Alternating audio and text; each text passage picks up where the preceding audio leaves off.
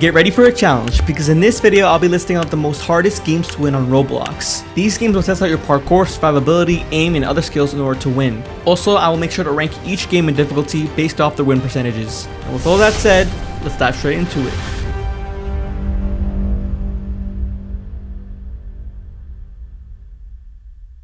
Starting off first is the infamous game known for the destroyer of keyboards, Juke's Tower of Hell. Essentially, you must climb up a tower where you first start on laughably easy challenges to insanely hard ones. The hardest difficulty is named Unreal. There are currently 3 worlds that you can venture into: the Great Inferno, Special System, and the Blend Star System. What I personally love is that there are events that are often held during special seasons or holidays. In addition, there are over 340 badges, others being more challenging, others just being impossible to get. Lastly, there are also monthly challenges where the player either has to get the goal of beating a new temporary tower or maybe speedrunning a certain tower. This game will definitely give you a hard time, and good luck beating each tower. And also, try not to put a hole in your monitor. Now, the original version of this game is sadly no longer being worked on after 147 hours of development. Although, fear not, there are 2 unbelievable remastered versions created to revive this timeless game. So obviously I have to include both games on this list. But before we do, for those of you who are unaware of the concept of Decaying Winter, in summary,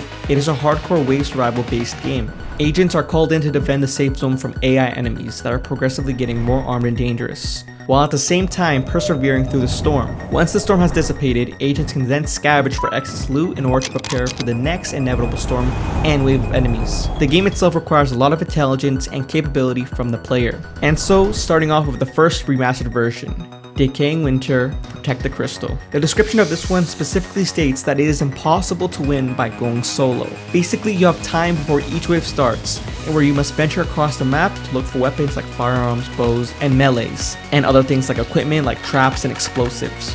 Once prepared, you must head back to the crystal, in which you have to defend it for 10 waves. And like the game states, you cannot win by yourself. Thus, you need a strong team to win, as the combat gets very intense in the later waves. At the time of this recording, only 19 players have won, meaning that this game has a win rate of 0.0021%. Good luck, agents. The next remastered version of Decaying Winter is the more popular choice by players, Last Strandeds, or Strandeds. An endless wave-based game mode featuring unique gameplay mechanics and gameplay compared to the original base game. Although you should expect a faster-paced, more arcade-style game with heavier emphasis on firearms rather than more primitive weapons. And you can also vote to kick a player out, just in case anyone's griefing. The objective remains the same, although this time you have to protect an evacuation pilot at the helipad. If the pilot dies or every player dies, then the game will be over.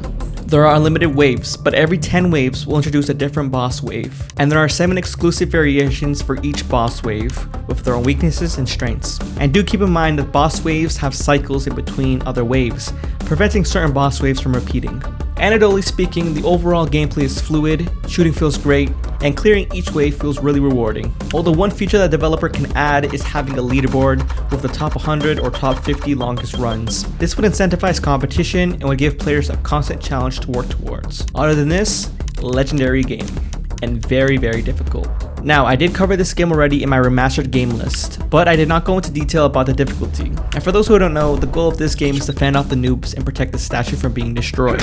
There are multiple difficulties, but the hardest one that we'll be focusing on is Expert Mode. Within Expert Mode, there is a total of 35 waves. Thousands of players have failed to succeed till the end, and it takes usually about an hour and a half to complete, and possibly longer depending on the people on your team and if you're doing it solo or not, which I don't recommend. Unfortunately, there are no badges to show the statistical evidence for total wins, but I think it's safe to say that no one has ever won in Expert Mode by soloing, or at least no evidence that I can find. There is a large variety of enemies, bosses that you will encounter each wave, and from my observation, I noticed that players like using turrets and high damage weapons like snipers in order to complete their run. It also looks like having a full lobby of skilled and coordinative teammates would be very useful to you.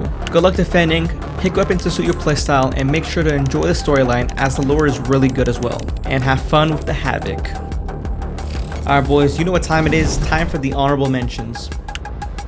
This personal favorite of mine deserves a spot on the list due to its outstanding work done by a developer over the years. Zombie Tower has a basic objective, spawning you at the bottom and making your way all the way to the top. Of course, that is easier said than done, as there are over 23 different zombies that all have different abilities and traits, leaving no room for any sort of copy and paste enemies. Every single zombie that you come across will present itself differently. For example, there's a dynamite zombie that when shot at the torso will trigger an explosion.